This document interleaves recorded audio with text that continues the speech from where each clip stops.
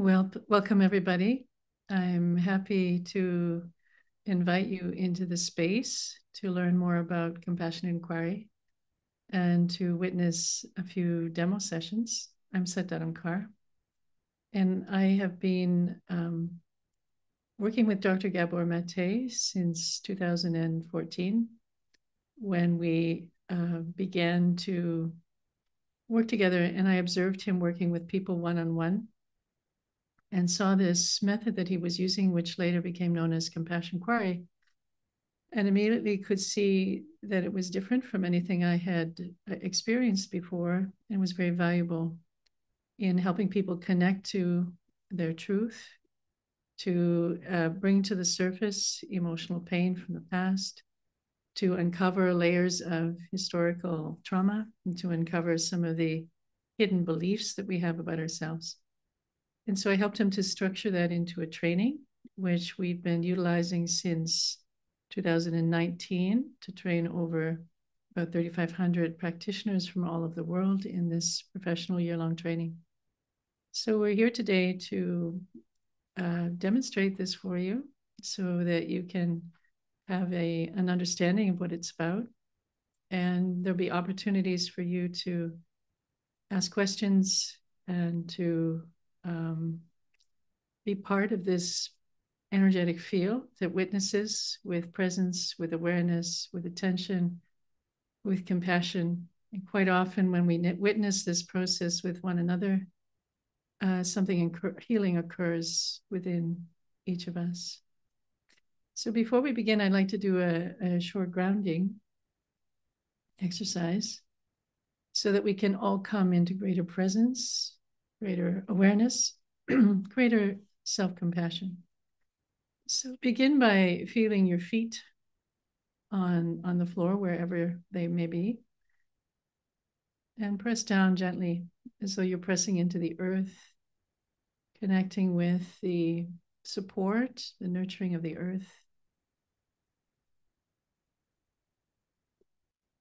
Notice your breathing. Follow each breath with your awareness, your attention.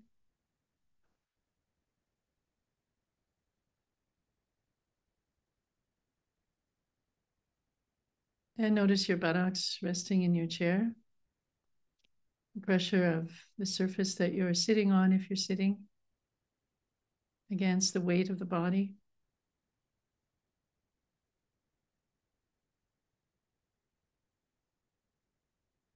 Notice your spine and how you're holding yourself in this moment with your spine. You can have your eyes open or closed.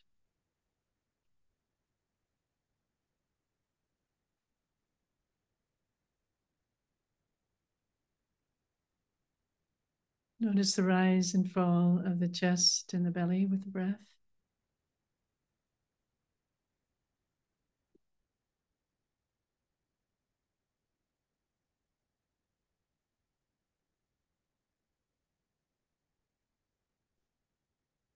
Notice your shoulders. Is there tension? Is there relaxation? Bring your awareness to that.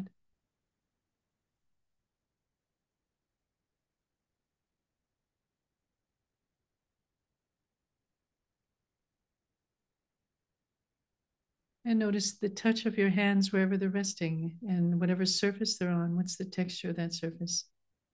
What's the temperature of that surface?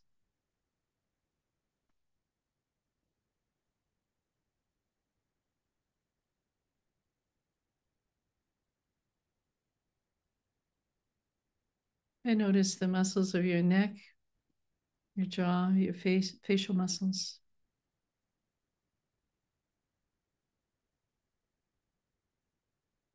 And take one more conscious breath.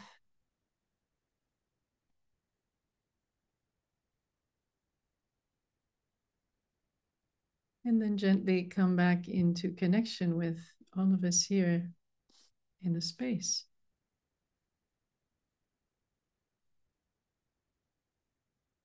And we see faces in front of us. Let's take a moment to connect with some of the faces on the screen, some of whom you may know, most of whom you won't know whenever you're ready.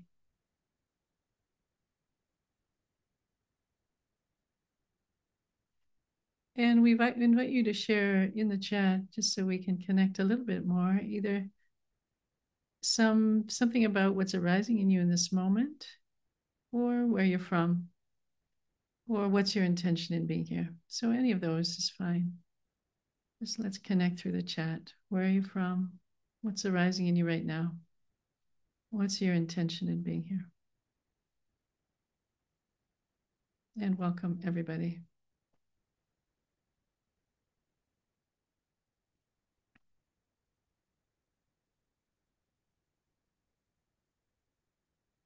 Thank you for being present with us. The format of this couple hours we have together will be first a little introduction to compassion inquiry. And then I'll work with one participant who's given us permission for them to, ahead of time, for them to be the client for the demo. And I'm very grateful to approximately 700 of you who volunteered to be the client and who forwarded a question revealing something about your life. And I appreciate your vulnerability. I appreciate your trust. And just want to express how meaningful it is to read through those questions. And what happens for me when I read through them is really a glimpse of humanity from all parts of the world with similar questions, similar concerns, similar issues that you're working through. So what unites us all is our shared humanity, especially the emotional pieces and the traumatic history that many of us have experienced. And for many of us, it's quite similar. And for others, it's very different. So I really appreciate your trust. After I work with the demos, there will be a time for questions. So during the demos, the chat will be off. And then we'll turn the chat on after the demo where you can ask questions or comment. What we'd like during the demo is for everyone to be present, aware, attention, holding space as this collective field with compassion. And then after the demo, you can ask questions or comment. And during the time for those questions, I'll be asking two of my colleagues and facilitators of Compassion Inquiry, Luke Snusky and Alison Creech, to help field the questions. So I'm going to introduce you to them now, just so they can say hello, and you'll know who they are when they come on a little bit later. So go ahead, Alison. Just say hello, introduce yourself.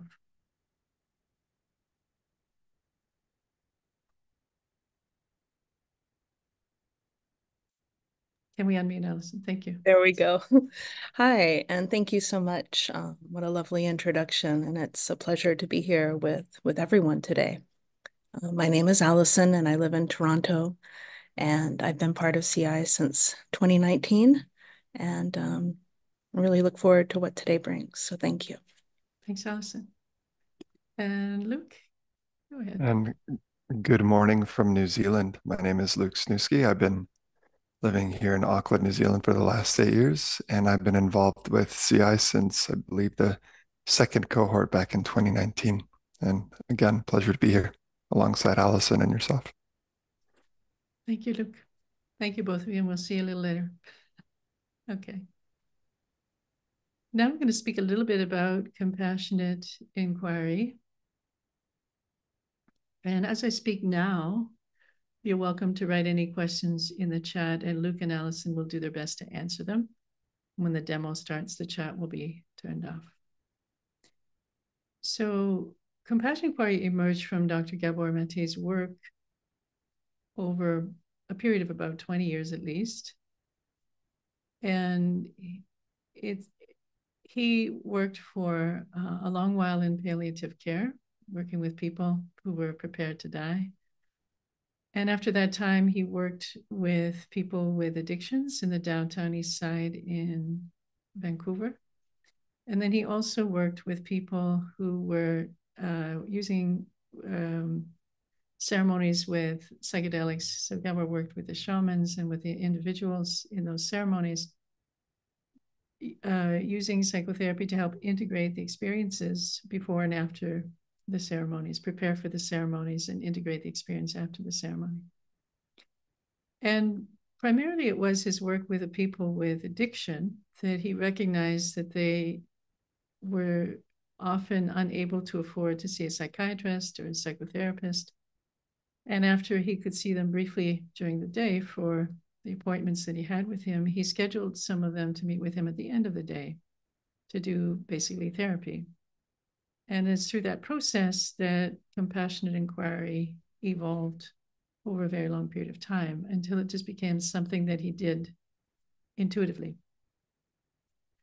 When I met with Gabor, I asked if he could teach this, and he said, I have nothing to teach. And I said, yes, you do, and I'll structure it for you. I'll write it down. And so my role was to capture the essence of what he did and put it into a structure that others could learn. At the root of compassion inquiry is presence. So it really is a kind of therapy that is about non-doing. And in order for it to work, the therapist needs to be in a state of presence, calmness, attunement, comfortable, relaxed within themselves. For those of you that are aware of polyvagal theory, we need to be in a ventral vagal state. And that requires that we also work with ourselves, and it requires a lot of self-care. We can't do this work unless we're present. The second part of a second feature of compassion inquiry is that we follow the lead of the client.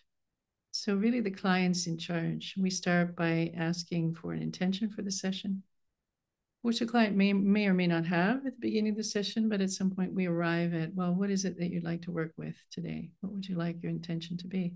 So that everything is led by the client through that intention, which we then just follow through the session.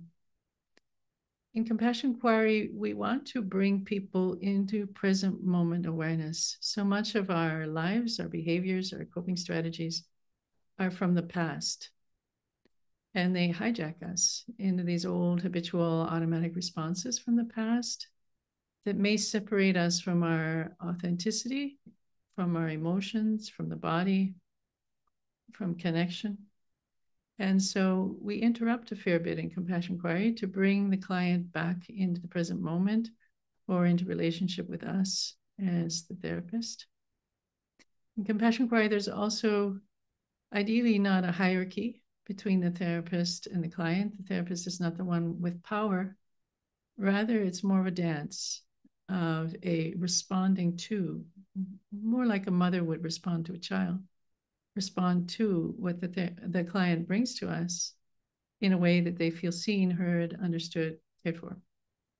And that process then creates the safety for the client to be able to open up even more deeply to share what's present and perhaps what's been buried.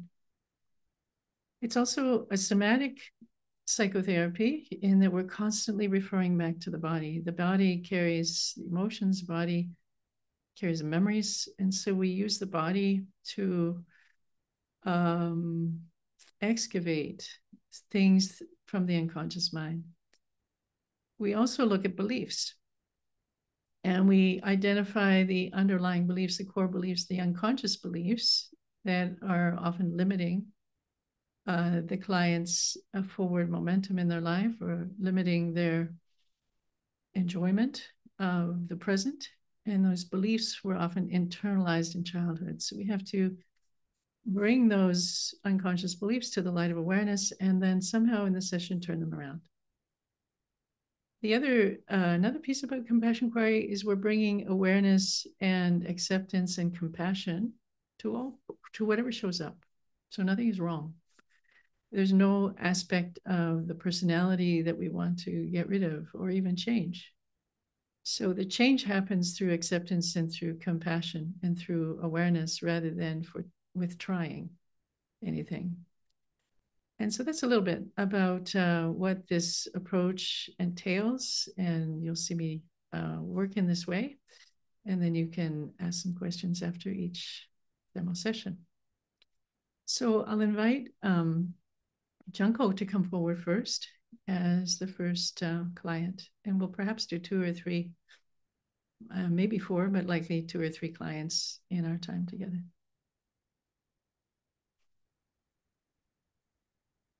There you are. Hi, Junko. Hi. How are you feeling right now? A little nervous. Of course. Thank you for being here with me. Thank you. And do you need a moment to take a couple of breaths? Oh, no, I'm good. You're good. Okay. What is it you'd like to work with in our time together?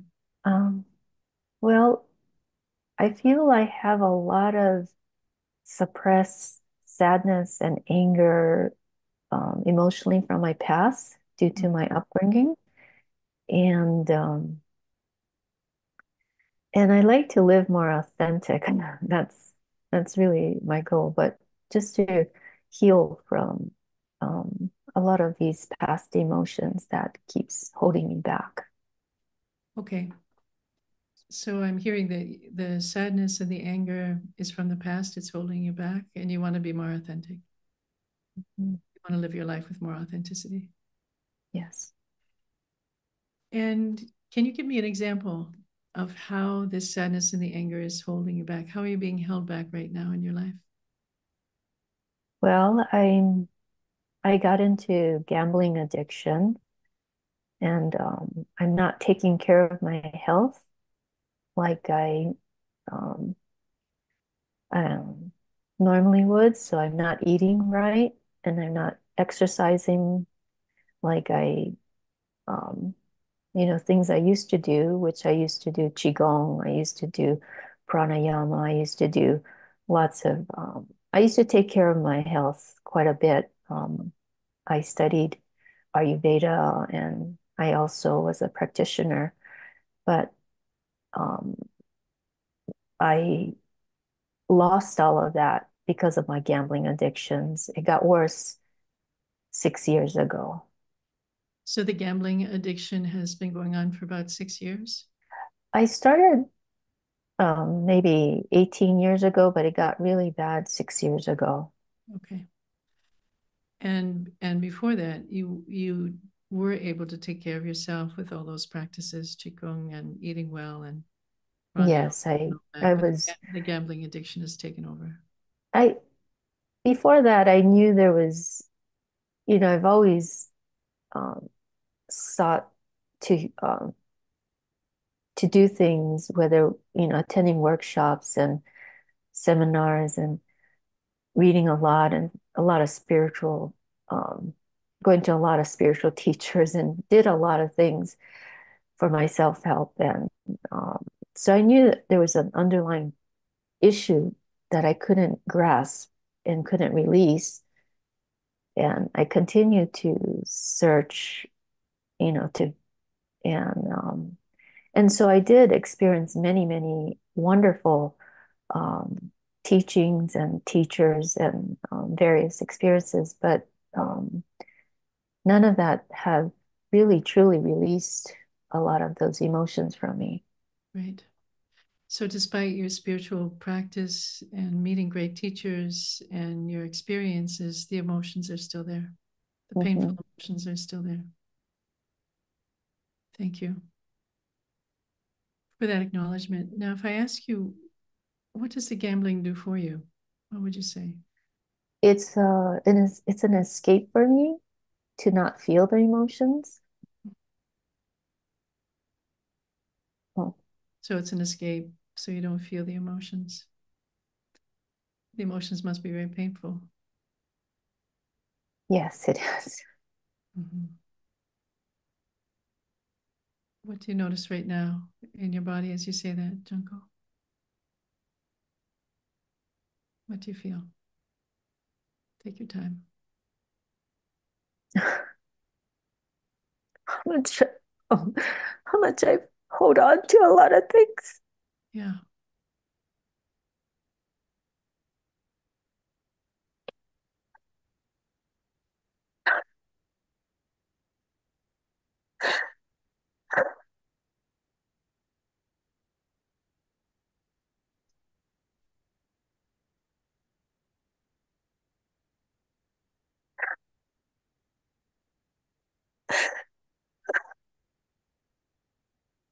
It's been a lot.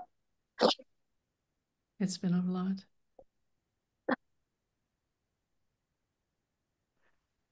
What's the emotion that's showing up right now for you, Junko? There's a lot of sadness. Yeah.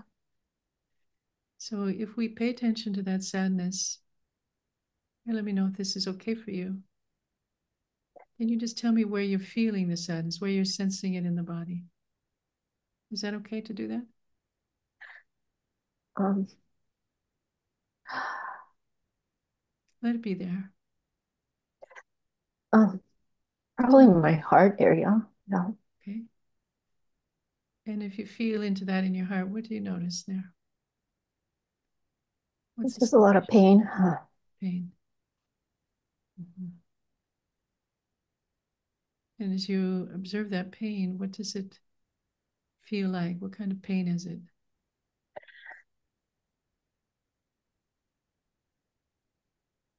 Just an emptiness. It's an emptiness. Mhm.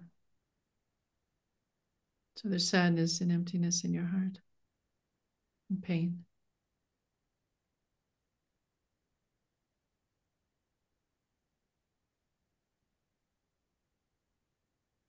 If that emptiness had a voice, what would it say?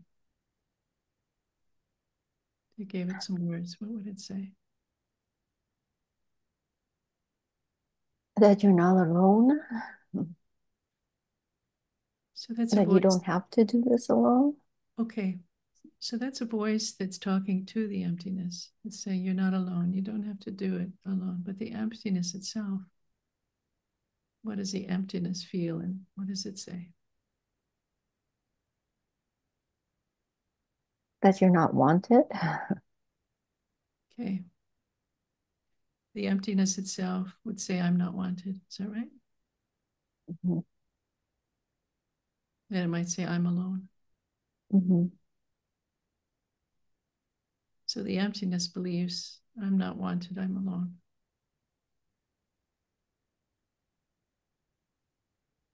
Yes. And what registers in your body when you recognize that's what's been going on? Um, I'm shaking right now, but Let's stay with the shaking. Let's stay with the shaking. It's okay. Your body knows what it needs to do.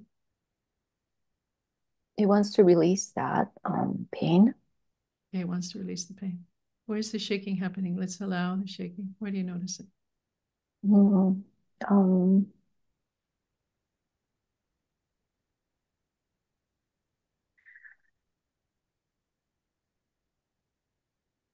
I don't know. Do you still feel the shaking? A little, yeah. Where's it showing up? Um, just in my upper chest area Okay. and my legs. And your legs.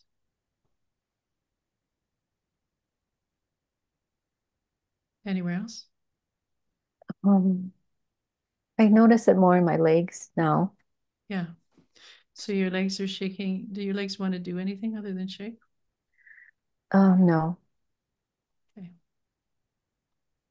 Would it be all right to allow them to shake for as long as they want to shake right now? Is that okay? Mm-hmm. Mm-hmm. All right. Let's just let them do their thing.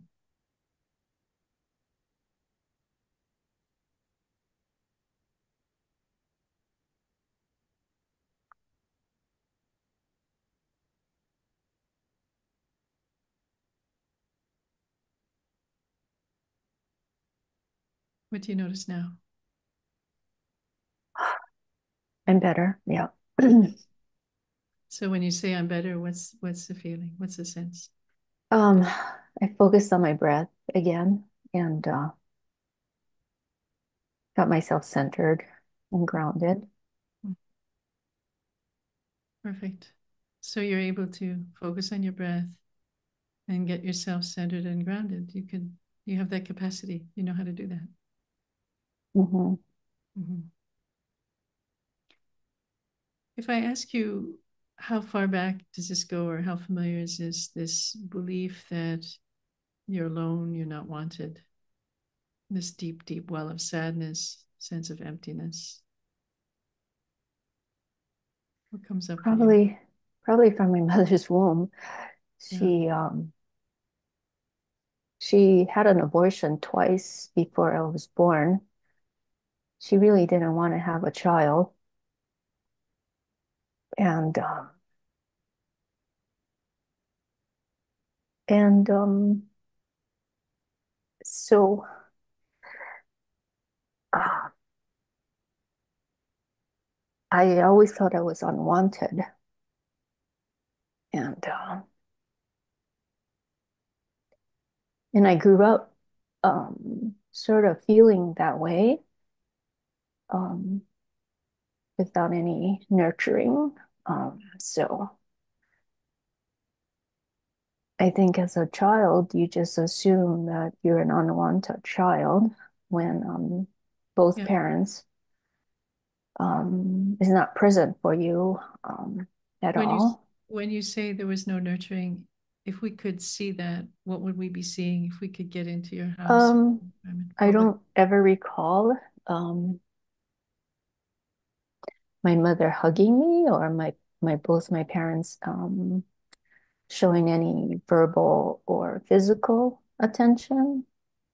Um, I, you know, my parents were post-war children themselves, so they never received the nurturing themselves, being in a very large family. So they did not know how to give a child Yeah. that kind of nurturing. Yes. And so at a very young age, my parents decided to immigrate from Japan to Hawaii when I was 3, and they couldn't speak the language. So at a very early age, I always felt responsible for them, Hmm. that I had to take care of them. Okay, I'm going to stop you here, Junko. Thank you. So I'm hearing a couple of things. One, there was very little or no affection, physical affection.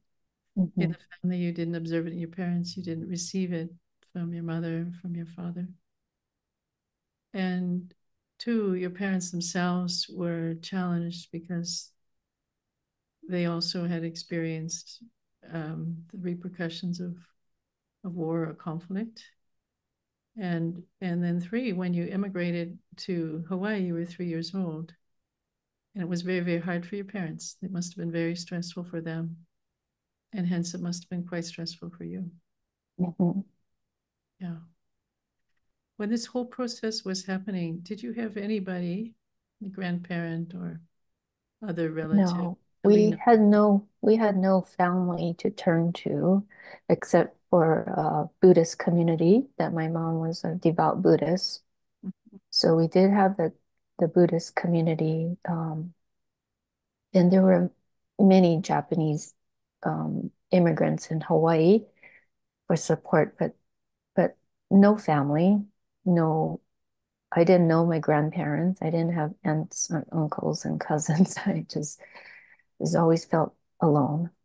You always felt alone. And was there anyone that recognized your emotional needs, like the sadness that was in here, the aloneness was in here? I know you had the spiritual community, which is your mother had the spiritual community, but did anyone really reach out to you? No, no, that it was. Okay. So it just wasn't available to you, Mhm. that emotional connection that you were looking for. And when that happened, when you were very young, how did you deal with it at that time? I was a very obedient child, and I did everything that was asked of me. And my mom, I worked really hard for her, and I did things that was asked of me, and I thought that was a way of trying to get her love. Right. But that was they were under too much stress themselves. So I witnessed their stress and fears, and so I just had to be the adult in some ways. So you learned to be obedient, to do what was asked of you, Hmm. by your mother, and to become kind of the adult, the responsible one for them because they didn't speak the language. You Hmm. took on a lot of responsibility at a very young age. Yeah. What happened to your needs? Um, it got ignored. I didn't, um, I never asked for anything from them. I never asked for toys or anything. I never said I wanted something, or because I just felt like it would be a burden on them. Sure. And You so, believe that you would be a burden on them. mhm. What is a person who believes that they'll be a burden on their parents? What do they believe about themselves? um, that I'm unworthy and Mhm. They're not mhm, worthy, mhm, and they have to be obedient to prove their worth, or be responsible to prove their worth. mhm. Thank you. If we look at this about how it might affect another child, do you know any 3 or 4 year old children? No, I don't have children, but Do you I remember don't any, know any child. do you remember anyone from the past? It's around that age, 3 or 4. Yes, my mother babysat a newborn child, and she watched the child till 3 and became very fond of that little baby. And strangely, I witnessed her giving a lot of love and affection to that child. Mm. But so it was kind of a interesting dynamic to observe that of my mother. Yeah, it must have been challenging for you. What are you feeling right now in the body as you say that? Your mother gave the love and affection to this child, but she didn't give it to you. Um, mentally I have an understanding, but that little child inside of me feels like I wish that she gave that to me. Yeah. So, yeah. And as you say that, what do you notice arising in your body? Just the throat area gets very tight Yeah. because I never had a voice to express that to them. If you could express it now, what would you say to your mother? Um, I would say I wish you loved me. Oh, she loved me.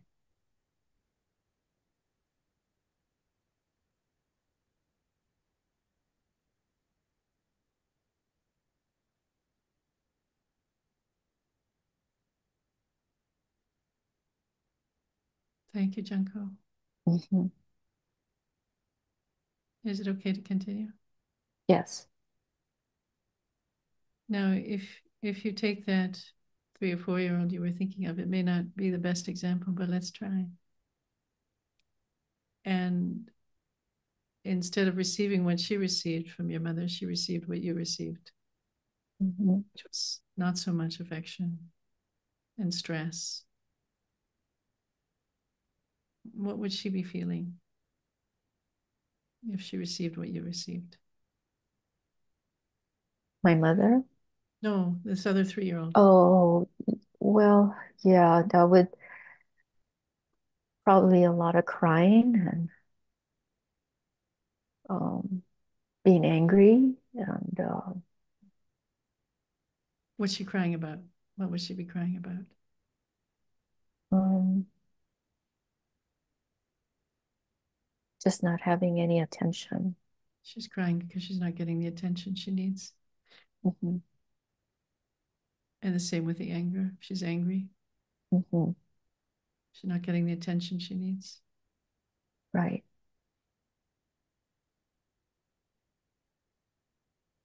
And what would she start to internalize about herself? How does she understand the world? What does she believe about herself in that environment? Um, that the world is unkind and does not care about me. Yeah. And who does she become in that world that's unkind and doesn't care about her? What does she believe about herself? She becomes very unauthentic Yeah. and tries to please everybody to get them to like you, but it just doesn't work. Okay. But that's the best she can do, isn't it? Mm-hmm. She has to be authentic, inauthentic, and please people because that seems to be what works, even though it doesn't. Mm-hmm. What's going on in you now? Um, yeah, I don't, I'm okay. Yeah. Okay. Would you blame her if she did that? If she learned to please people to survive? No, no, Judge her for that? no. What would you say to her?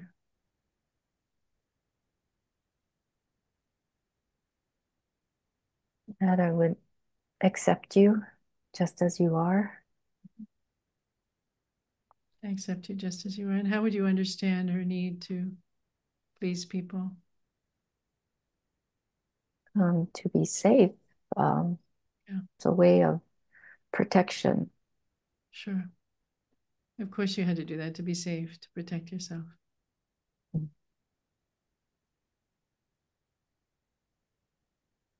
And if you could intervene and step in and care for her, what would you do? Um,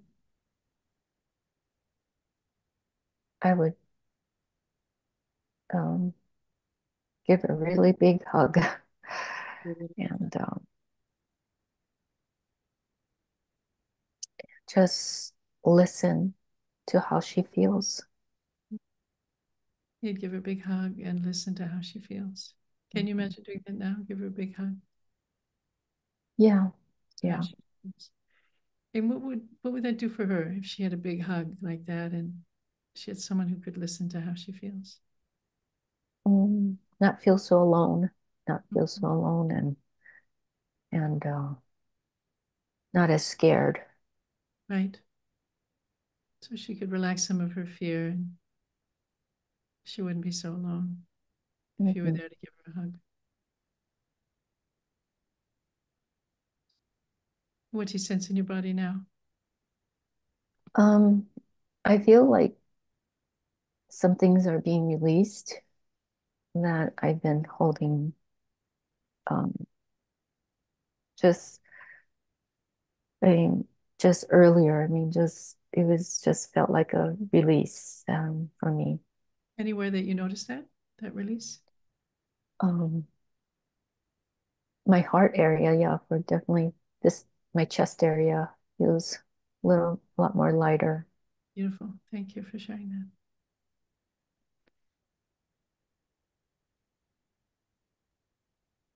Now, if this was this other little girl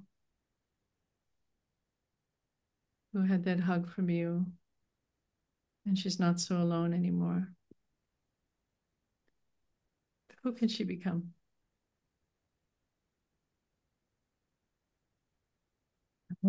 What does that do for the rest of her life, knowing that someone's there for her?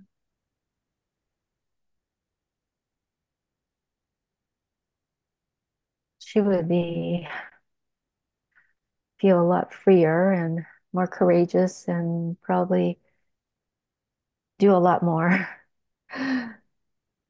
Not be so afraid and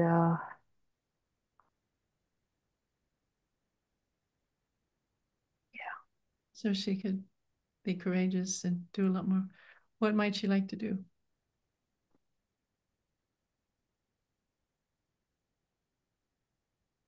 I would like to help people. Mm-hmm. I mean, just um,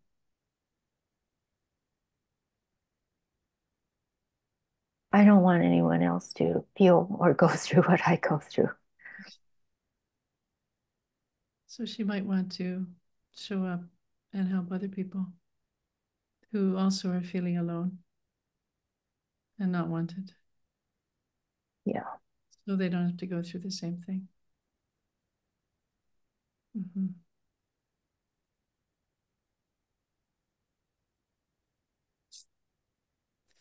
And now, can you reconnect with that 3-year-old you once were when you went to Hawaii? Can you imagine? And now, as you see her, tell me how you see her right now or feel her. Um,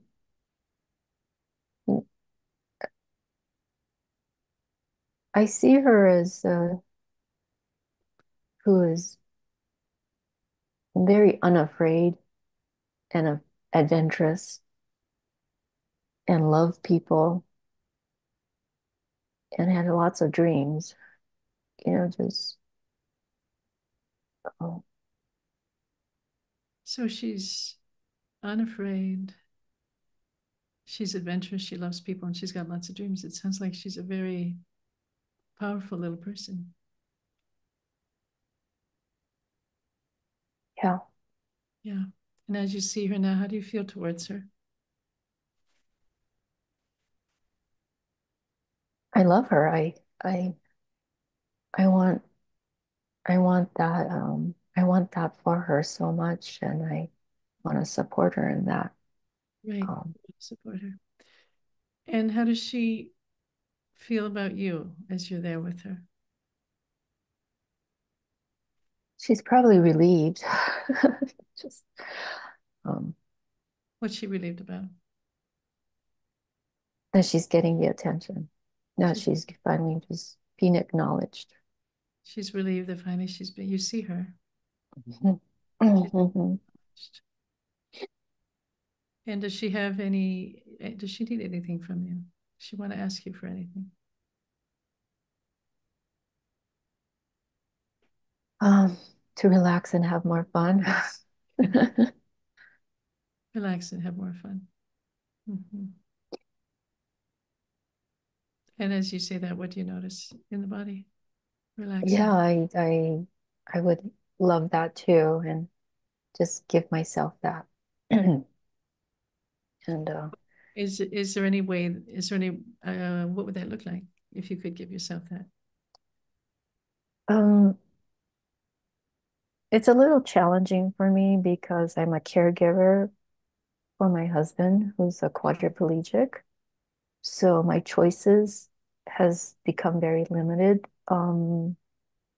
If I really wanted to, I would go to the ocean and be in the water. I love water, so the water would be very comforting for me. But I don't have that ability right now. But it's something. Um, yeah, I enjoy. I always and I do enjoy my spiritual practice and learning about spirit. So doing retreats is always would be fun for me. Okay, so going to the ocean and doing retreats would Hmm. be fun for you. But there's limitations right now because of your caring for your husband. Hmm. Thank you, Junko. So if we come back now to your original intention, you said Hmm. you wanted to release some of this sadness and anger and be more authentic. How have you done? How have we done? I feel good. I'm surprising myself, to be honest with you, that I could even answer some of these questions. I didn't know um I would be able to do that, but You did a beautiful job. thank you so much. And is there Thank any you. insight you're taking away? Is there anything you want to take forward from this? Yeah, I it's I think it is the awareness and to be able to talk about it and speak about it because it's something I don't do and don't do enough of that especially, even in this format, it's not an easy thing for me by no means talking about this. So it's a big step for me. So thank you very much. Thank you, Junko. It's been beautiful to witness your process and your authenticity. I would Thank say so authentic with us, despite the challenge and the uh, in front of so many people. I really appreciate it. Thank you. Thank you. All the best to you. Okay. So now we will open the chat and feel free to write any questions or comments in the chat. Allison will respond in the chat, and I'll invite Luke to come in now and field any questions. You can raise your hands to ask some questions.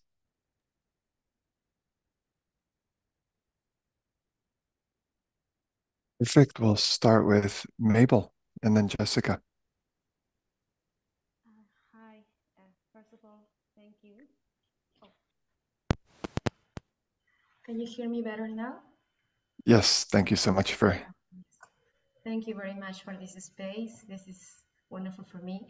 I want to ask, how do you deal with when traumatic experiences appear on the session? Like for a moment, the patient was shaking, so I was afraid something else could happen because I myself have suffered traumatic experiences before, and being in these kind of sessions and being like, I don't want to hurt patients. So when you touch the body, these things might happen. Thank you, Mabel, for bringing that up. I think it's a beautiful thing to notice both within the session and within yourself. And what you may have witnessed Dharam doing is slowing down in those moments. And in CI, one of the cornerstones is that we trust the client's process, and maybe more specifically, trusting the client's bodily process, that this expression, this emotion is something that wasn't held, something that has been avoided for a long time. And within that relational therapeutic container, we can actually be present for that part of us to express. So if we stay there non-judgmentally, unconditionally, empathically, that we finally give the client's body a chance for that experience to be held in a way that it hasn't been held before. Does that answer your question, Mabel? And maybe Satharam would like to add a little bit as well. I'll add a little bit. Exactly that, Luke. Thank you. And the other piece is you notice that I asked permission several times. Is it okay to go on? Is it okay to go on?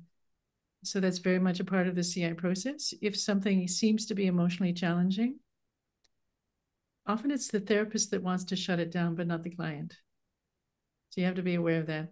But we can check in and say, is this okay? Is it okay to continue? Or I might say, is it okay to be with us for 5 seconds? How about another 5 seconds? And they can tell me when it's to stop. But it's as though this suppressed bodily experience needs to unwind. And we can do it in small steps over many sessions, or sometimes it can be a big release in one session. It's entirely what the client wants.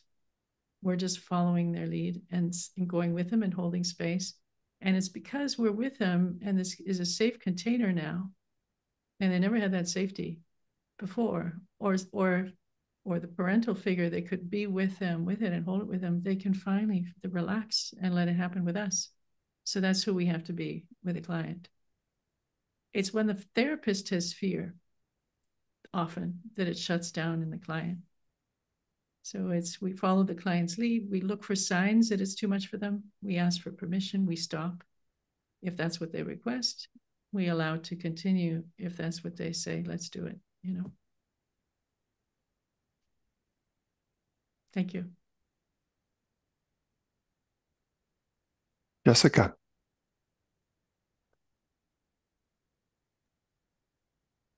Hi, I'm just wondering how you might approach someone who doesn't like has a hard time remembering their childhood. So when you're asking questions about, how far does this go back and what was happening for you then, and how did you manage if someone's responding with a lot of I don't knows, or they express it's all a blur. I really don't remember So how to approach that.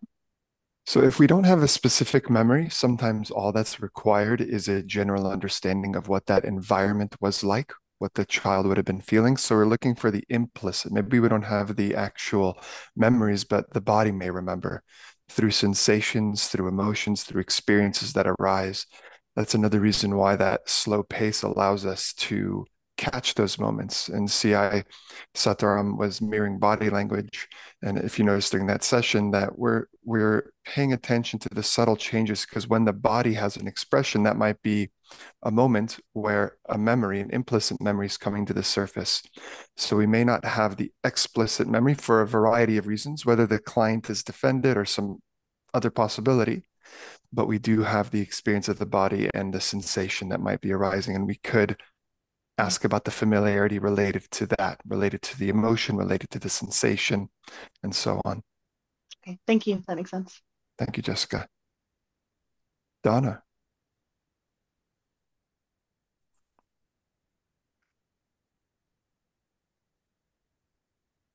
Donna, you're muted at the moment.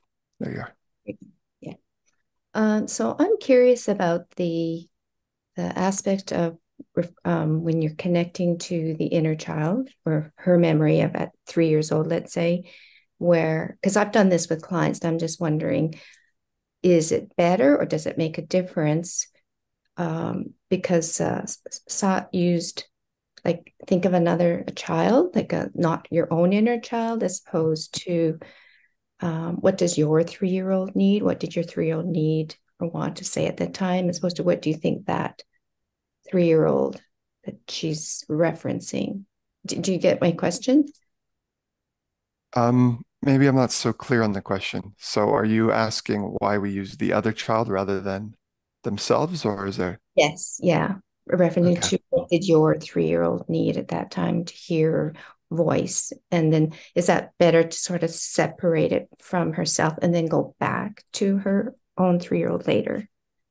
Yes, it's exactly what Sataram did, is that she went to the other 3-year-old and then came back at the end. And the reason for that is oftentimes clients, there might be a resistance, a judgment, whether it's minimization or justification or rationalization, just a process that doesn't allow us to fully, or them to fully embody that experience of the inner child.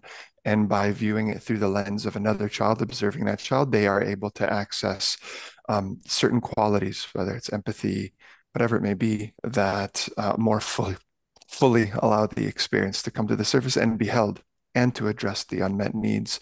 But the important part of that process is that we did come back to the inner child at the end to now take those insights, reflections, lessons, needs, and bring it to ourselves, to our inner child. Okay, no, thank you for that, because I've never done that part, but now I'm thinking I'm going to try that, and I think that would be really useful. I can add a little bit more to that. Please.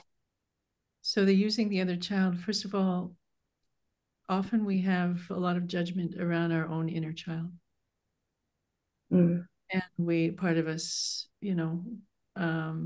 has an aversion to it sometimes. And so by using the other child, we open up the empathy towards that other child. So the heart opens. Okay. Towards the other child. That's the first thing. The second thing is that we often don't see what happened to us clearly because we're too busy defending our parents. And you noticed what Junko say, my parents came over after the war. They didn't speak the language. So she also needs to defend her parents. So we don't want that defense in the way. So when we use the other child, we can see exactly what that other child would feel because there's no need to defend the other child. It's separate. Yeah. And the third thing is often we suppress both the body memory, the pain, the emotional pain, and we're not aware of our unconscious belief. So we can use the other child, but what that child feel, what that child believe about themselves, believe about the world. If we ask them to do that about themselves, they wouldn't get it because that's what's conscious. Right. So we make it conscious through the other child. Yeah. And then the last thing, well, there's many more things, but another piece is you notice that I asked her how she would treat that child. So now you're activating the inner parent. Oh, okay. Or the other child. So we're turning on that capacity to be not only compassionate, but to care for the so-called other child. And then the client recognizes, well, I have the same capacity to do that for myself. So we clear the way then to work with the inner child by almost rehearsing it first. Right. We would not nearly have as much awareness if we went to the inner child first, because the defenses are in the way. Yeah. Yeah, no, thank you. It's really helpful. That was absolutely lovely to watch. Nicholas.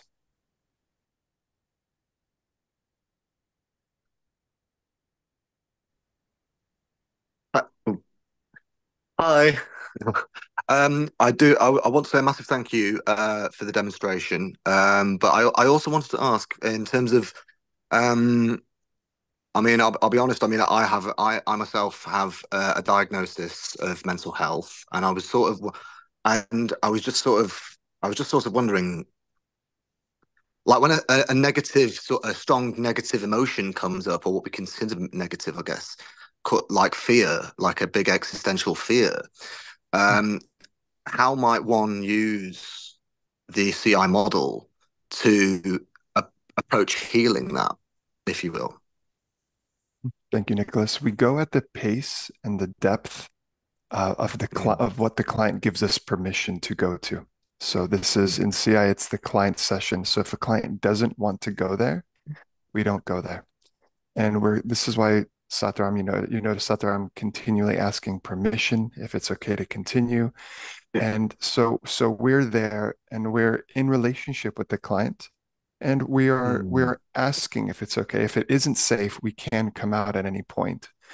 But ultimately, we do want to provide the container that allows some of these experiences to be held in a way that they haven't been held, to be related to in a way that they haven't been related to in the past. It's a great question, Nicholas. Satram, did you want to add anything, or was that? Well, the other piece is we are supremely curious about whatever is there, and we accept that it's there for good reason, and we bring that acceptance and curiosity to the exploration of the fear. That's all. And then the other piece is we're witnessing it. So in compassion inquiry, what we're strengthening in the client and in the therapist is the capacity to witness something, to observe the process at the same time as we allow the process, which is an interesting kind of dynamic. And the witnesser is totally okay with it. The part of us that's afraid might be afraid, but when we strengthen the witness and develop the capacity, oh, right, I can notice the fear, but I'm not the fear. Right. You see? So that's what we build. And that takes some time with the client over many sessions, and sometimes some practice work of body scans or whatever, to get to that place where we can witness all these things arising without going down the rabbit hole with them, without being overtaken by them, allowing them. Right. Thank you. Thank you, Nicholas. Dana.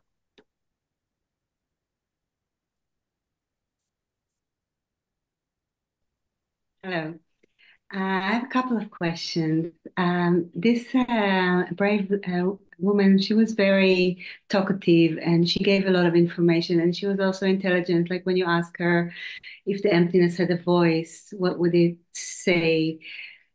And it felt to me that she's already processed a lot before this conversation. What do you do if someone comes completely blank and has no way of how do you, like, I didn't see that part of crossing a barrier because she was fully open for it. And my second question is what do you do if someone is extremely emotional? Like, how do you also bring them back to to the center, or to how do you take like extreme emotions that come out? Okay.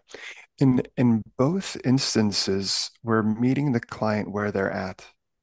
And oftentimes when we do ask an emotion if it could speak, or a sensation if it could speak, that usually it's one of those expressions that happens without a thought. It's the first thing that comes to the client's mind.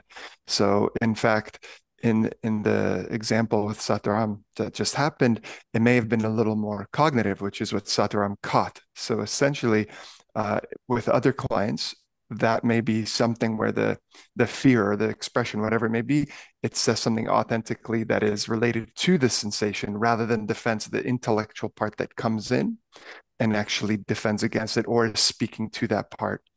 And similarly to if there is an intense emotion, again, we're meeting the client where they're at with curiosity, with non-judgment. The first question we might ask is, are you okay that the pain is here? Rather than trying to save or fix or assume that the client isn't okay with the pain, we want to make sure that we're meeting them where they're at. We don't want to jump in and start utilizing interventions, or can we breathe with that? Can we stay and breathe and take a few breaths and see if it settles? It's firstly making sure that the client is okay, whether they want support through the process, and then adapting to what the client needs in that specific moment. So again, in this case, they're not okay, if they say then I'm not okay, then what do you then do? we might ask, what do you need in this moment? Is there anything that I can do to help you in this moment? Is there any way that you have of processing or soothing yourself that you might be able to access in this moment? So we don't want to assume and jump in, because then we might be sending the subconscious message, an indirect message, that this experience is not okay, that it's not supposed to be here. Where if we're trusting the client's process, the client's bodily process, what's coming up is actually very essential for integration and healing. And we don't necessarily want to get in the way of that process. We want to support that process, and our response based on our beliefs about pain. Satra mentioned this. If we believe that pain is to be avoided and we jump in immediately and try to save or fix or soothe the client, we are perpetuating that message that this experience is not supposed to be here. So it is a very gentle, slow, intuitive also interaction, exchange, and feedback loop between yourself and the client, and making sure that what we're meeting and then holding that process with the client.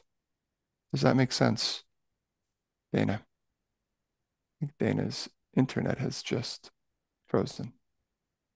I can add a little piece to Junko said she doesn't usually share like this. So it's not so much that she may have done a lot of therapy and be aware of these things, but it's also the safety we create through tone of voice, through pacing, through mirroring, through validating. It's a whole environment that's created of that container that creates the safety that the client can show up. Okay, I think maybe we'll do one, and then we'll move on to demo number 2, okay? So, perfect, let's do one more. Jay. Hi there. And hi, Dharam. It's been so long since I've seen you. I am wondering, as I'm a psychotherapist, but I am also neurodivergent. And so for me, sometimes what I find gets in the way of my presence, and what I would hope to learn from a course like this, is how to stay with the client while kind of tracking a kind of busier mind that goes on for myself. And of course, I have practices that I do myself, but I guess what I'm curious about is how CI practitioners either take notes in the session or whatever they're doing to keep that tracking, like to kind of reinforce that tracking during the session. I find I take a lot of notes in the kind of therapy I do now. So I'm wondering if you can comment on that at all. Thank you, Jay. Yeah, typically within CI sessions, there's minimal, if any, note taking, because what we're doing is we're attuning in constant attunement with the client, because you're right, there's so much to track. There's not just what the client is saying, but we're also attuning to their body. What's their breath rate like? Are they taking deeper breaths? Has it become shallow and rapid? Has their skin tone changed? Where is their eye contact diverted to? Because so much of the experience of the client, what we're paying attention to, is implicit. They're speaking words, but their body is revealing the truth. We're hearing a story from their mind, from their spoken word, but their body might be revealing some very important information about what is happening for them. Again, why that slower pace is vitally important. So we're able to catch and we're able to see more of the client's experience. So note taking tends to be minimal and mostly none at all. And it does take time. This is a longer process to do CI because we have to keep track of a lot of things. And I know of a few practitioners who sometimes they just write the really big rocks, like the big things, like the core beliefs, so they don't forget or whatever it may be. But over time, that might also drop away. I'll let Sataram add a little bit more if she'd like. Yeah. It's important not to break the attunement to the client and it's all in the present moment. Everything is presence. If you look down at your page, you've lost presence and you've lost attunement to the client. So the whole session is based on those two things, present moment awareness and attunement. And we ride that. It's a ride, and that's it. And you just trust that you remember the important things. And usually most people do. Sometimes I will, rarely, but I'll write down something on the side here, but I won't drop my gaze. And I don't even know I can't look at the page, but I'll write it, 3 words, usually the core belief. And that's it. And I'll look at it maybe later when I need to pull that out, but minimal. Maybe 5 words would be my maximum.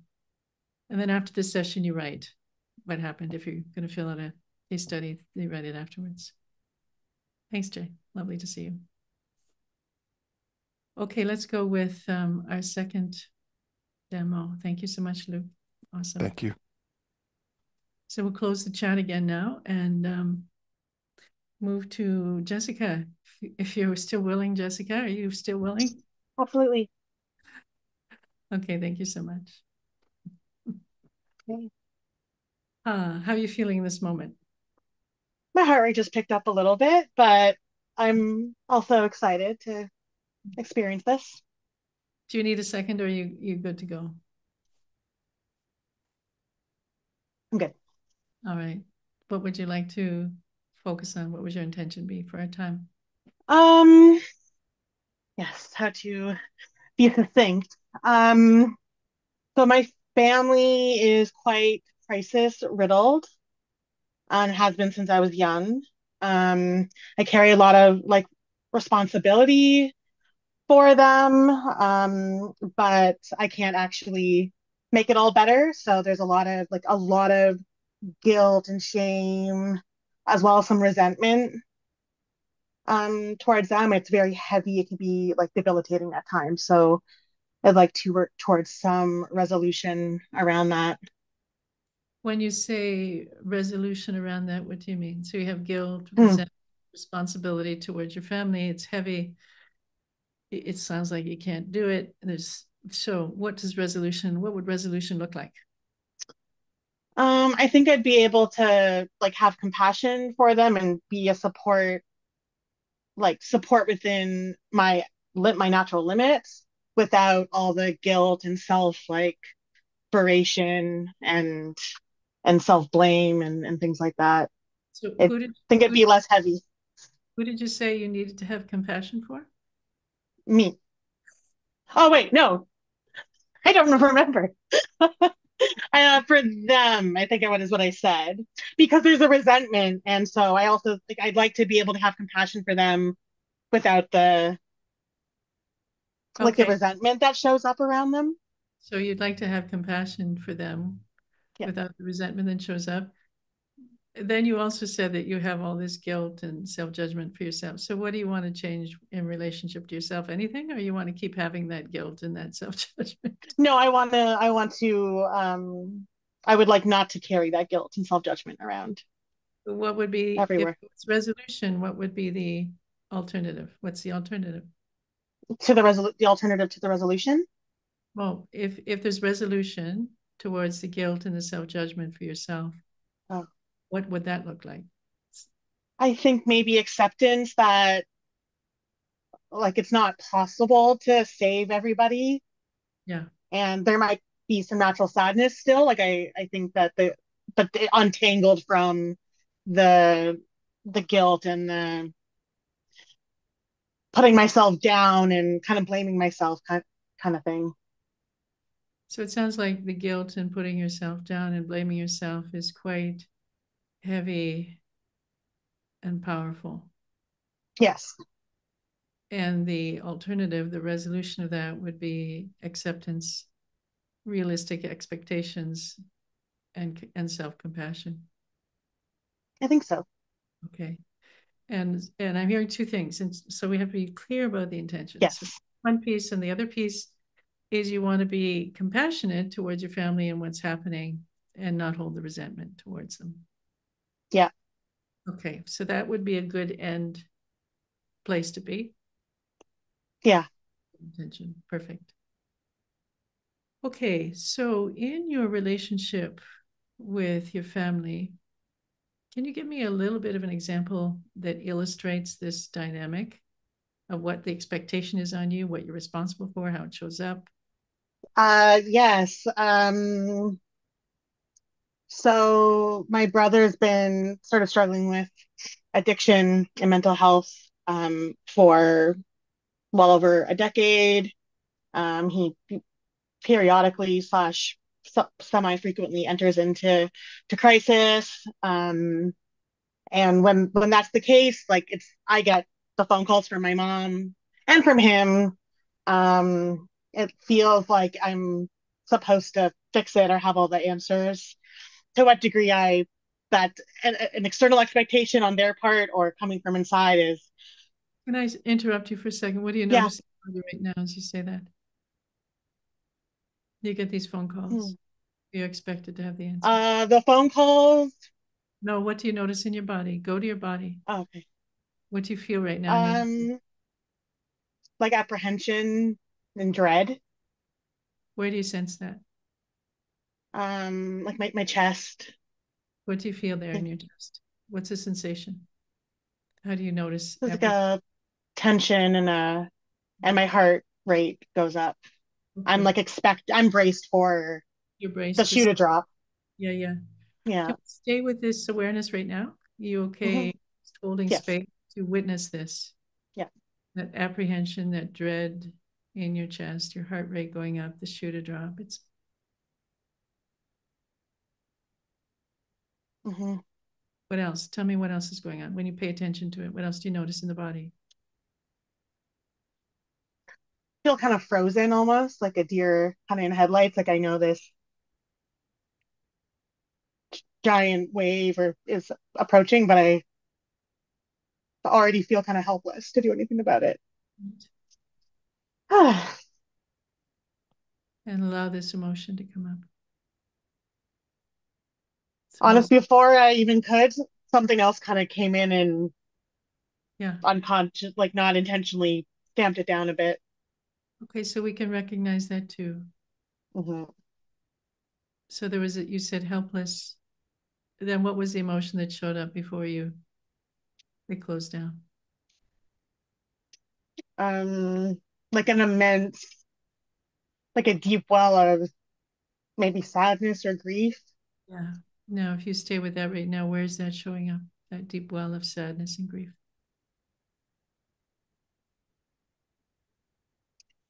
It gets shoved back down before I can really stay with it. Not intentionally, but it just sort of dissipates. It's like playing peekaboo. There it is for yes. And then down. So we saw it. I want you to. I saw the depth of that sadness and the grief and how immense it is. Yes. And it seems like it's impossible. You're right. And then there's a helplessness that goes with it. Absolutely. Yeah. Yeah. I can definitely sense, even though it's sort of been blocked from my present awareness a little bit, when it shows up briefly, that it is very deep. It's very deep. And it feels like it would overtake me. Yeah. So that's a belief, isn't it? The belief that it would overtake you. I think so. And if you believe that the grief would overtake you, can it even show up?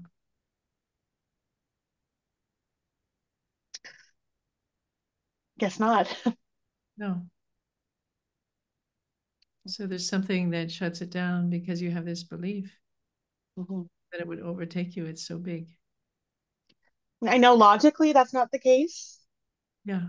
And I want access to it because I would No. like to release it. No. But yes, at least a part of me is holding that belief. And Thank you. yeah. And this part of you that shuts it down, tell us a little bit more what that's like. I've really started to be aware of it over the last year or so. It's sort of like I actually feel and hear like a creaking sound. It's like the sound of water against like flooding into a ship, and you can hear the wood panels like creaking, and I hear it, and the pain or the that really deep sadness, it just sort of gets pushed down. Wow. And it's When you always just push down, when you say push down, where does it go? You're going like this with your arms. yeah, Where's that yeah, sadness when it's pushed down? just deep below where I don't feel it anymore. But it kind of starts up here and in here, and then And when you the say lower it gets. below, in your body, is that any place in your body deep below where you don't feel it anymore? If you just tune into that sadness, where are you pushing it down to? Maybe it is, maybe it isn't, but I'm not entirely sure. Again, because it's hard to feel right now because it got pushed down, but maybe like below my chest, so maybe like in my abdomen or my stomach, perhaps. okay. I'd be surprised if I was carrying it in my knees. I don't know. Okay, thank you. Nice Yeah. to explore. And so you shared a few beliefs. One, that you're helpless. One, that it's too big, it'll overtake you. What else do you believe in this state when this wave comes towards you? I mean, I believe it's all on me. Yeah, it's all on me. Yeah. So When you, that combined with the helplessness. yeah. And when you say it's all on me, what do you notice in the body? There was a response there too. Yeah, the grief and the sadness bubbles back up. Mhm.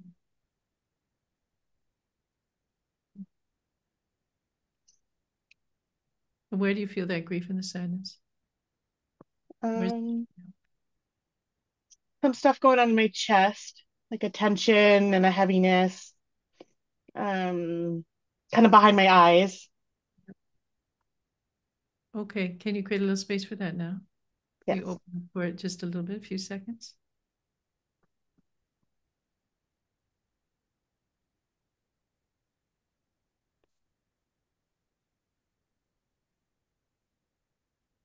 If you could speak, what would it say?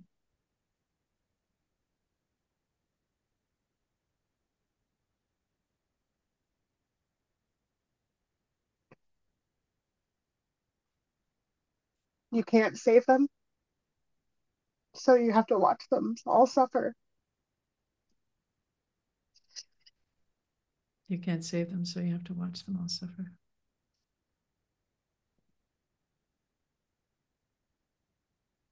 It's very painful. Yes.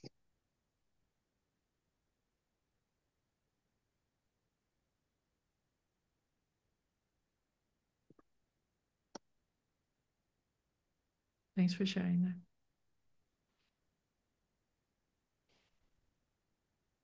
And how far back does this experience go for you? You were helpless. It was too much. Sadness was going to overtake you, and you believed you knew that you couldn't save them, but you had to watch them suffer, no matter how much you wanted to save them. Yeah, pretty far back. I have a hard time remembering like year by year in my past, but I think I was quite young when um, family and adult problems were sort of being downloaded onto me in some way or another. Tell me what you would have picked up at that time. What was going on? When I was fairly young, my mom started having like flashbacks and her own trauma was surfacing. So remember that she started telling me about those traumas, and like confiding in me. Um, she would give me like a CPR book and sleep on my floor when I think I was maybe an adolescent at that point. She thinks she was having like panic attacks or something, and so she sleep on my floor so I could intervene if I needed to. Can you stop for a minute? Yes, What are you feeling right now? jittery. Where do you notice the jitteriness? My hands got pretty fidgety. Again, in the chest. A lot of What stuff happens in the chest, What do you notice in the chest? like a constricted Okay. feeling. Can you put your attention there for a minute? Yeah. Be with that feeling of constriction, whatever jitteriness there is. Mhm.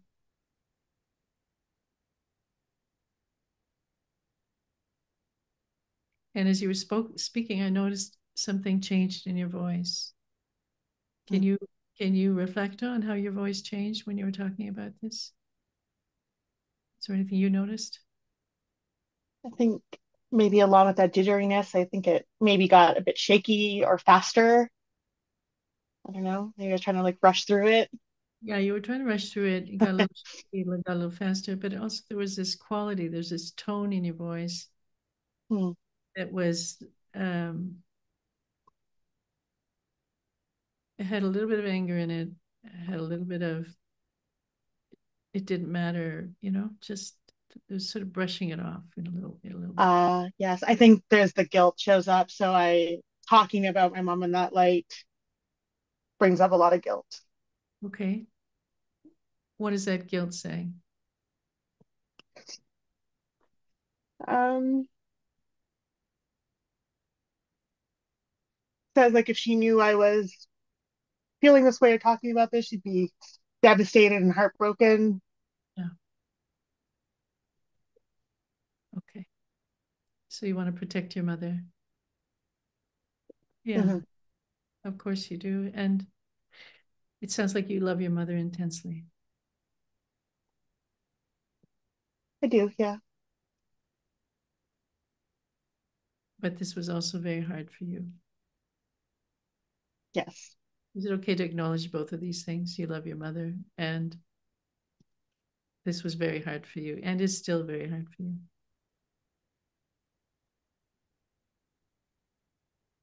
Yes. It's okay to hold both of those as realities. They don't have to contradict one another. Mm. Yeah, I think I can do that. Okay. When all this was going on, did you have anyone to lean on? I don't think so. I my memories are quite fuzzy and vague, but I know I spent a lot of time by myself talking to stuffed animals. Okay. Where was your father? My parents were separated since I was born, so I saw my dad on weekends and summers and things like that. Was definitely a bit of an escape. I don't know if he was very attuned emotionally, but was more attuned to like giving me a childhood than my mom was capable of at that time. Right. So your mother was addicted, is that right? No. No. Okay. But she was mentally ill? What was going on? I mean, she was experiencing like traumatic memories and Traumatic memories. yeah, Okay. she had a very abusive Mhm. a childhood. So she was reliving her own abuse, it sounds like it. Yeah. And you were there to comfort her, support her, help her. Is that right? Hmm. Yes. But it was scary for you because you were all alone. I think so. I don't think I had the resources to Yeah. actually support her in that way. Thank you. And what do you notice in your body now? Do you say that? You didn't have a supporter in that way.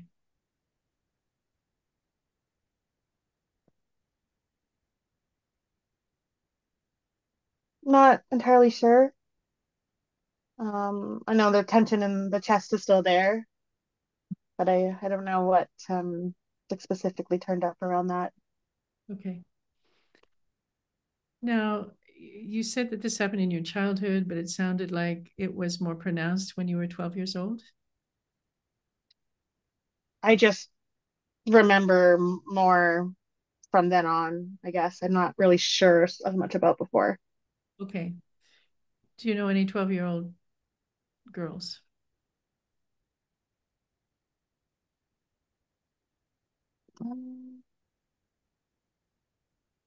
Remotely.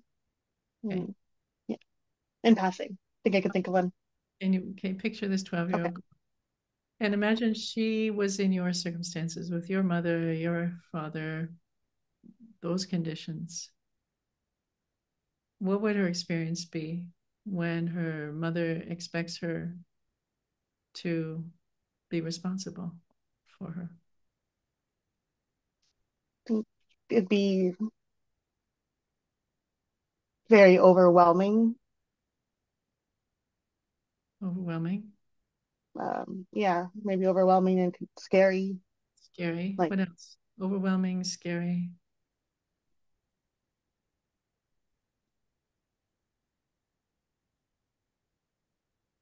unfair. She's going I to think. believe it's not fair. What's unfair about it? Yeah. Um, like how is she supposed to know what to do? She's Yeah, just 12. she's just 12. How does she know what to do? She's only 12. Yeah, she wants to go play with her friends. She wants to play with her friends. She's going to stay here with her mother, and she's only 12, and it's not fair. Mm-hmm. What are you feeling right now? It's like sadness showed up. Um, then followed by guilt. Because I just had like memories of in my teens I did start going out. Like I would leave my mom sobbing in bed and go out anyways. So that like a flash of that kind of showed up. Yeah. If this was that other 12-year-old you're imagining, and if she had had to be there so much for her mother, and she decides a few years later that she's going to go out with her friends, what would you say to her?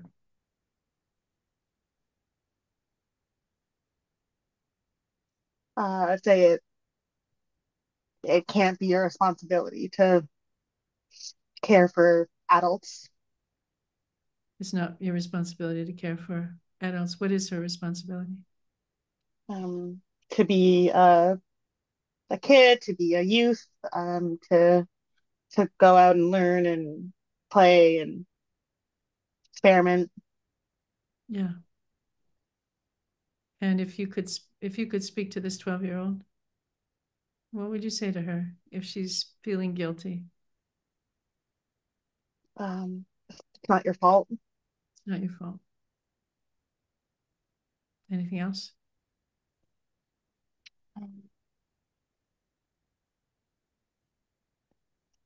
It's okay to live your life.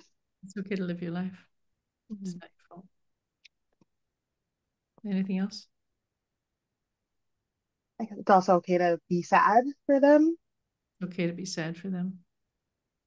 It is sad, isn't it?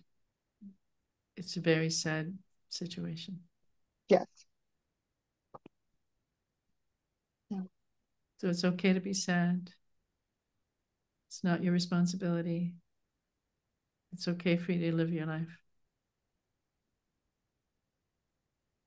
Now, what would this imaginary 12-year-old feel if she heard that? What would that do for her?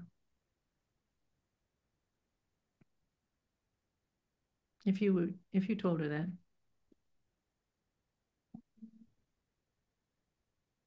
I kind of think it might be hard to believe it. because even if it's not fair, it still kind of gets put on her. But I also think she might still feel at least seen and heard, that someone Yeah. is seeing like what she's going through. So it would be nice for her to be seen and heard, to be validated that this is really painful. It's a really hard place to be. Mm-hmm. And I can see what you're going through. But Yeah. it'd be hard for her to believe it, because what's she supposed to do? Who's going to look after her mother? Is that right? Yeah. Does the fact that she's there with her mother make any difference at all in the end? No, I don't think so. Does it change the outcome of what's going to happen? No, not back then anyways. Not back then. It didn't change the outcome. Yeah. It might be a little bit different for her as an adult when she has more skills. Yeah, and can impact the outcome more. Yeah.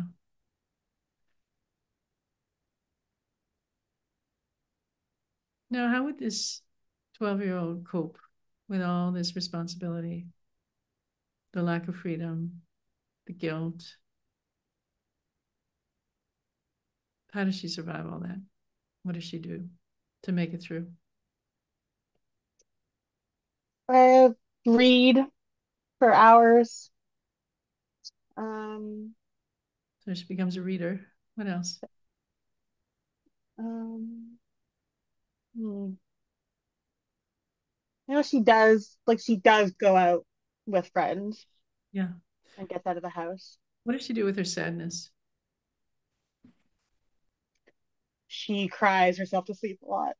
Oh. I think she keeps it to herself. She keeps it to herself, but she cries herself to sleep. Yeah. That must have been so hard. Yes. And how about the anger? What does she do with the anger? It's not fair.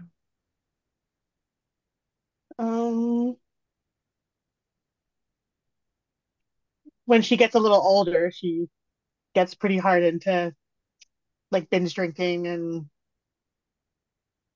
acts out a bit, gets like kind of belligerent, and like that's when the anger comes out. Okay. So she finds an outlet for the anger through drinking.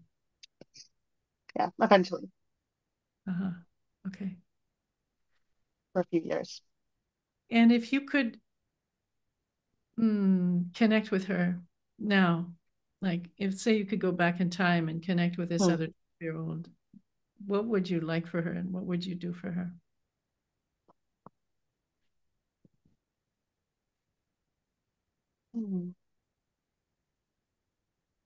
If anything, is there anything you could do for her? Like that as a 12 when she's 12. Yep.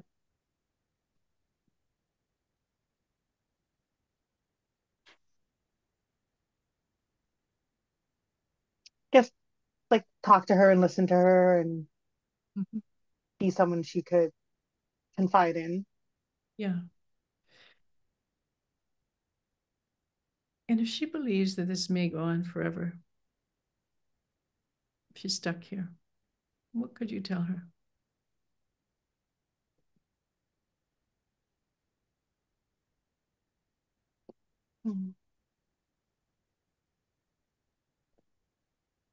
I could tell her that she'll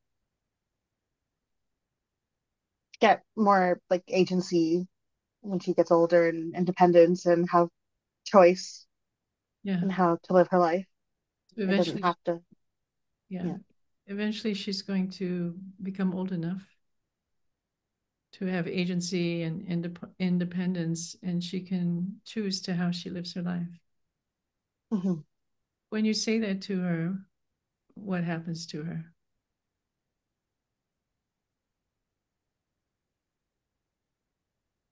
When she hears that? She's going to have choice. She's going to have agency. She's going to have independence. She can choose how she lives her life one day.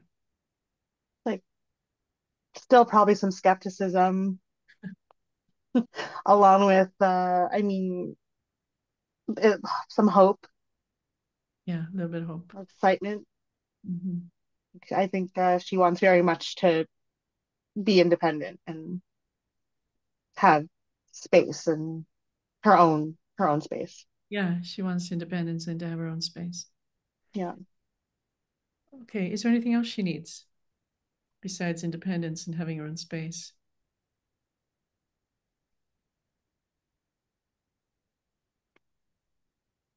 Hmm.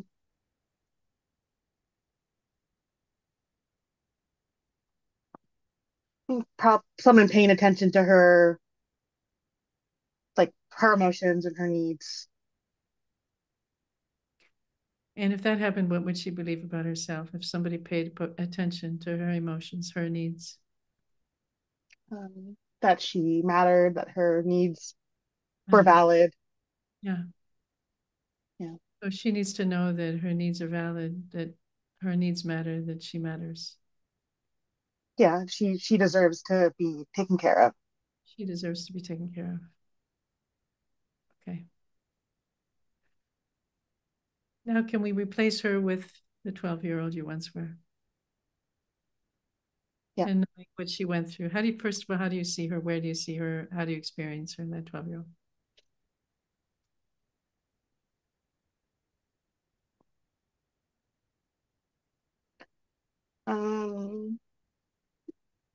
And kind of thinking about where we were, like where I was living around that time. What? And as you Yeah. see what she's going through with all that responsibility of looking after her mother, how do you feel towards her?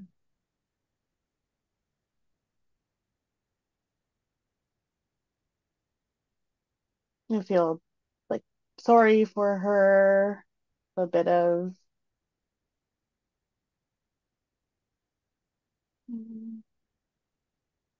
I don't know, like indignance for her. Indignant. Tell me more about the indignant. I'm not sure if that was the right word, but like a sense of like that wasn't fair for her, and Wasn't fair. Mm-hmm. yeah, like someone should have been maybe paying attention a little bit more. Someone should have been paying attention to her. And what's her response knowing that you're there with her now? You're watching her, you're seeing her.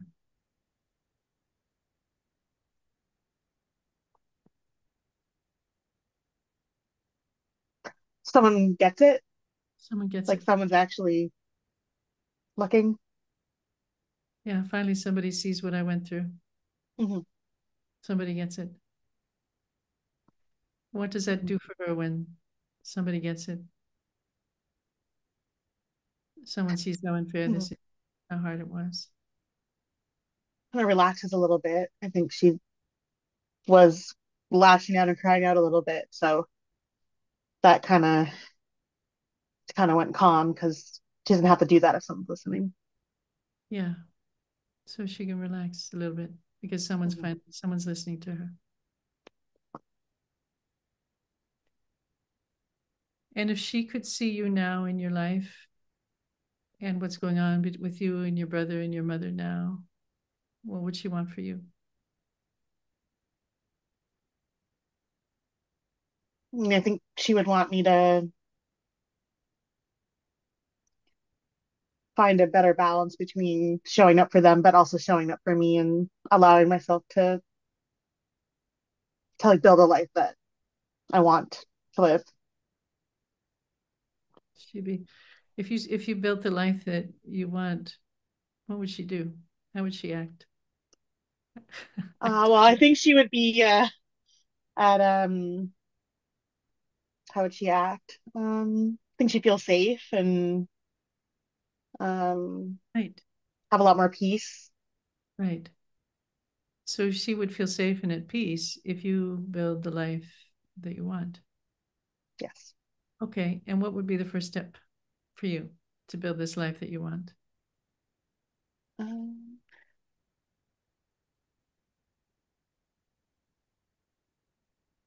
yeah. One step. It's interesting because I think I'm taking those steps in practice, but on the like the emotional plane and how I talk to myself, I think that's maybe where there needs to be some shift. So maybe less self blame. It probably doesn't feel good for her. Okay, so what will you say to yourself instead of the blame? How can you change that inner dialogue? I mean, I'm only one person and I'm not a millionaire. I can't bring everyone out of their, you know, their impoverished situations and make it all better. I'm just one person. It's one person. I can't bring everyone out of their impoverished situations and make it all better. What can you do? I can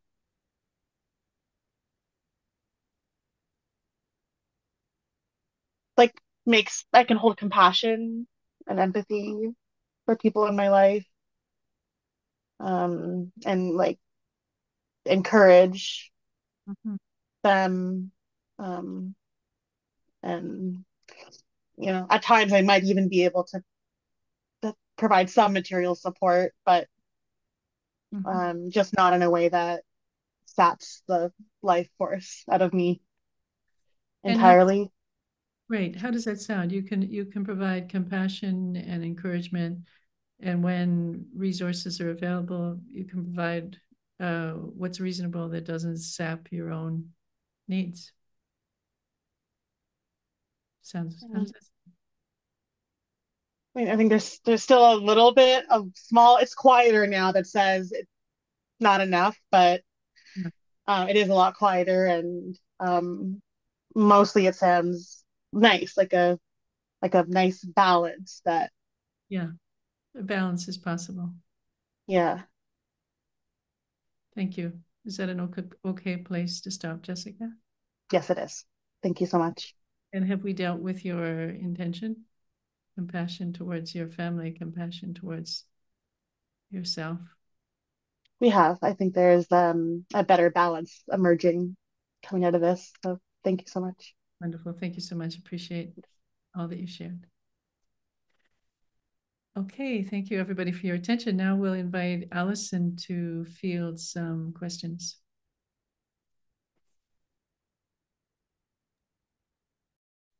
Great. Hi, thank you. Thank you, Jessica, and thank you, Dharam.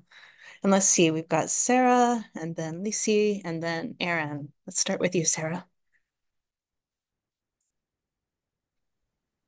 Hi. Hi. I noticed that there was a little bit less asking for permission, and I'm just wondering why. If that was intentional, if maybe you've worked with her before, or if there was a reason for that. Maybe we'll go straight to you for that, Dharam. It wasn't intentional. I've never worked with her before. I've never met either of these people before. They're not plants. First meeting. And I didn't feel it was necessary. So there's a sense sometimes of this is really tender ground for these people. And I know we had some very sensitive moments, but for whatever reason, it just was the way it was. I wasn't really thinking about it. Thanks. I also noticed there was a lot of playfulness kind of woven throughout, and that brings a different quality to the conversation too. Yes. Thanks, Sarah. Let's go to Lisi.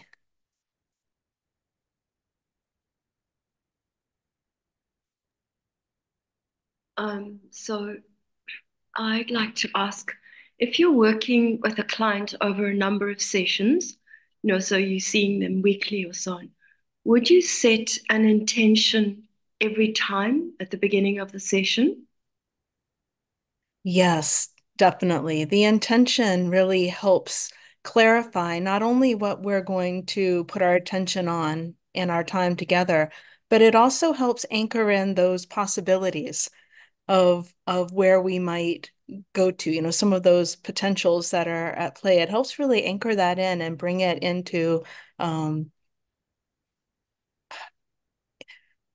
active potential in the moment. And I know, Dharam, you probably add to that. Because compassion inquiry is very much present moment led, the intention has to be in the present moment. So even if somebody, something was unfinished in the last session, you could say at the beginning, well, we could continue where we were the last session, or we could start with something new. What's arising for you right now? What would you like to work with? It's always to empower the client at that moment, to tap into what's meaningful in this particular moment. So we're present to them where they are right now at this moment, and we trust that that is what we need to work with. Yep. And they have the agency. Yeah. It's totally up to them. There's nothing, I never ever suggest anything. It's totally up to them. Great. Thank you. That was my question. The other reason for that is we want to develop in the client this trust in their own inner wisdom, their own capacity to lead themselves, their own capacity to resolve something. So it has to be led by them. And then that's what you see what I did. It's all inquiry based. So in the end, Jessica came to all this resolution in that wisdom, and that resolution is what she wanted, right? She wanted resolution. She arrived there herself through this inquiry based on the intention. And it also helps, I imagine, to set them up as the expert on themselves, rather than you. When you check in with them about what are we going to talk about today. That's right.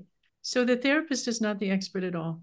We're really just the witness of the process, guiding them along, responding to what they give us, and taking it a little deeper.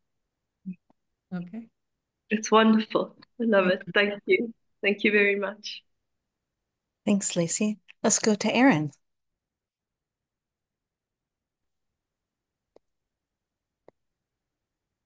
Hi, big thank you to Jessica. I noticed there were a few times, particularly in the first half, where I was feeling very, very emotionally moved by what she was sharing, and just really, really resonating with the pain. I'm a very, relational psychotherapist, and part of the, healing work in that is to sometimes allow the client to see that you are being moved emotionally by what they're sharing. And I'm just, I'm curious for CI's kind of perspective and take on that part of the work. Thank you for that question, Erin. You know, in CI, it very much is about the relational experience, and that there's a mutual process at play. The therapist or the practitioner with our own experience is part of what's happening in the present moment. And within that, there are invitations to share with empathy and share what is arising for us, coupled with a responsibility for what is arising within us, and recognizing when, in fact, that might actually be linking to some of our own emotion or pain or story. And so there's this real emphasis on our doing our work so that we can be accountable and then share in that present moment experience. If that helps a little bit to speak to what you're asking. I can respond a little bit further. When she shared about the responsibility for her mother and her mother being on the floor, I think there's a section there where I had a long pause. Did you notice that? And that long pause was me feeling it. And I might have said, I understand. I had a similar relationship with my own mother. You know, we often do self-disclose in CI, but very prudently when it's going to create a connection with the client. And but I didn't feel I needed to. It was like the pause was enough. So, but totally, I was there, feeling with her, feeling that pain with her. The session in the sessions where what's most important, at least when I practice compassion inquiry, what I'm getting at with the client is I want to unearth the buried emotions in the body. I want to bring them up to the surface. I want to identify the beliefs and want to turn them around, So you have so much time.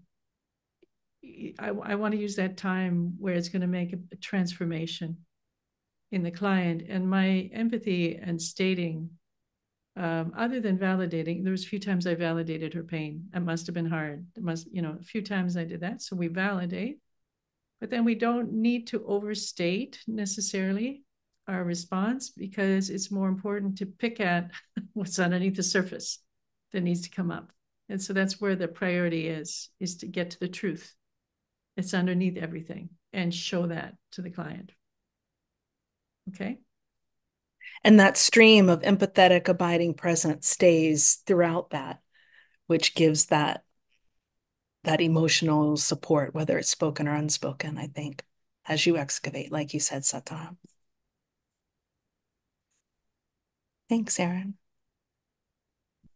Let's go to Nicholas. Hello. Hello. Okay, so I have a question about the approach. Like, I noticed that Dharam, when she was with the client, she was repeating words back to the client, and so I'm just wondering if it's sort of like hypnotherapy, like conversational, and what the object is to make it more powerful to the client, the words, or just to like hear them saying their own words, or what? I'm just wondering.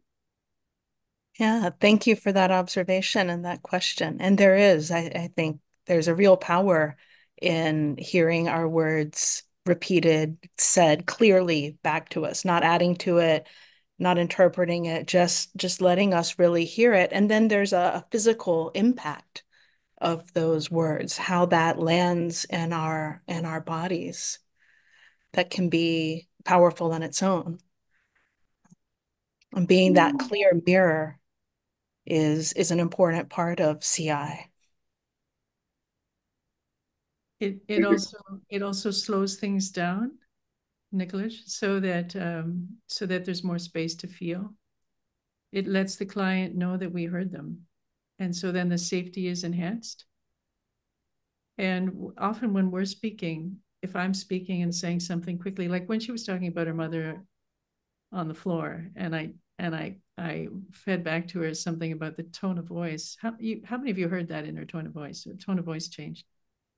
And so it's kind of a minimization in that moment of her experience. And so when you mirror back, they can't minimize because they're hearing it from you. You're honoring it, acknowledging it. And so it breaks through that defense of minimizing the experience. So the mirroring is very powerful, and we do it quite a bit in CI. Everyone does it a little differently. We want to just mirror the really important pieces so the client feels held, they feel safe, they feel heard, they feel understood. We slow things down, they give some space to feel. And it reveals the truth. Sometimes we say something and then we want to contradict it when we hear it back. No, it wasn't like that. The denial wants to step in, just like, no, you just said that. No, I didn't. Yes, you did. Right? Our sense of denial. And Jessica was doing it several times. She was wanting to protect her mother, right? Wanting to protect her mother. So that's why I said, can we do both at the same time? Yes, you love your mother. Your mother's a good person. Nothing's her fault. Right? But this was your experience. So we always bring the awareness is what was the experience for the child. We have to know what happened to us to have compassion for our coping strategies and all of that. And you're also being seen when you hear your own words back? Yeah. Yeah. You're being seen when you hear you. And then you can relax. This person gets me. Mm. Yeah. I love it. Thank you. Thank you. Thank you. See, we have 2 more minutes. Should we take another question or two? Great. Let's go to Christopher. Hi, Christopher. Hi, thank you so much. Um, my question is related to if you have any generic advice, if you're working with a client who very much, has perhaps a lot of history of violence and unsafety in their life, and but now is a fully functioning adult, and so maybe not the most helpful lens to live a life through. Um, and just their core belief being that they're unsafe in the world, and how you balance that with the reality that from a very factual, like there is war in the world, like the world, it does can sort of the emotional belief versus the physical reality, and when those can be, or the client's clinging to physical reality as a way to stay in a if you could speak to that in any generic sense would be helpful. Thank you. Yeah, that's a really powerful question, Christopher. And maybe I can share a thought, and then I know Sataram, you can speak to it more deeply. A couple of things come up for me in hearing you speak that, Christopher. One is that these adaptations, or the ways that we survived, were very necessary. And those are held as a reality in our bodies, minds, lives. And so when we see things in the external world that confirm that, it reinforces that belief that we need to stay attached to it, that our survival is at stake. And there may be times when that's actually valid and real and true. And so what we want to do with CI is also begin to create that sense of inner safety, begin to create a sense of safety in the connection that's here between us. Just begin to reorient to that ventral vagal kind of state. Just begin to reorient to this possibility that maybe sometimes, some places, in some situations, safety might be present. And so we're reorganizing our central nervous systems to even see safety as a possibility. And ultimately, my sense is, again, there's this, safety is not the absence of threat, it's the availability of connection. And so where and how can we experience that connection in our bodies, with each other, in our real-time space and environment, and just working to reinforce that connection is real, and may be available, and that we can begin to cultivate that within ourselves. I'd love to hear, Sataram, what you might speak to on that. This is a beautiful place to end, because I think that's what's necessary right now in the world, is for each of us, first of all, to have tools to cultivate that safety within ourselves, whether it's breathing exercises or music or yoga or nature or whatever it is. But also for enough of us to create safety with one another through something like compassion inquiry, or what you're learning here, the capacity to be with one another in their pain without trying to fix it or do anything about it, just to validate it, to hear each other, to recognize what's there, to have compassion for whatever shows up. And so in this way, we create safety with one another. So the compassion inquiry practitioner ideally may be the first person that the client has ever been able to feel safe with, period. And you build on that. You build on that. And then from there, maybe it could be a group. So we build on, but that's what needs to be created in the world right now as the antidote to what's going on. So just if I sort of reiterate back, would you say one way to view that would be, in CI, we're working on creating first and primarily an emotional safety, like, yes, there's lots of stories and lots of histories and potential future stories of physical safety, just not inevitably in certain situations, it might not be available. But here we're going to work on first creating that emotional safety, and sort of just expanding that out into the client's life such that they can accept the reality of physical danger? Yeah. And to recognize here is safety. So say in this present moment, do you feel safe? Here and now with me, do you feel safe? What do you notice in your body? What does that feel like? So we can recognize, we can kind of rewire, as Allison said. Oh, right, there's the experience of safety. I do have access to it. Mm-hmm. And that can be almost practiced and rehearsed, developed. And then we find opportunities in the world with like-minded people, whatever, to expand that. Okay. Thank you so much. Nice. Thank you. Well, our time is up. Thank you, everybody. Thank you, Allison. Thank you, Luke. Thank you, all of you. Feel free to say goodbye in the chat or say goodbye now. And we have some upcoming courses that have just been posted in the chat. So if you want to train in this method, this is the professional online year-long training of Compassion Inquiry. The website's there. If you want to heal in a group, as we were speaking about, we have something called the CI Circles, where there's small groups of maybe 10 to 15 people. They meet for 10 weeks. And you go through this process together in a group with someone trained in Compassion Inquiry. That's the CI Circle leader. It's a very deep, intense process. Those start in April. There's a few more days to register for those. We also have them in Romanian and in Spanish. The links are in the chat. And we also have the Romanian and the Spanish professional training starting up. We have a specialized training to help support people who have suicidal thoughts.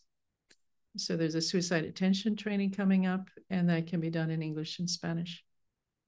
And this recording will be sent to the people that attended. And thank you, everybody, very much. Blessings on your day. Hope to see you again soon. Bye for now. You can unmute and say goodbye if you like. It's always fun. Bye, everybody. Thank you so much. Thank you. Thank you. Thank you very much. Bye, everybody. Bye. Have a good day. Adios. Gracias.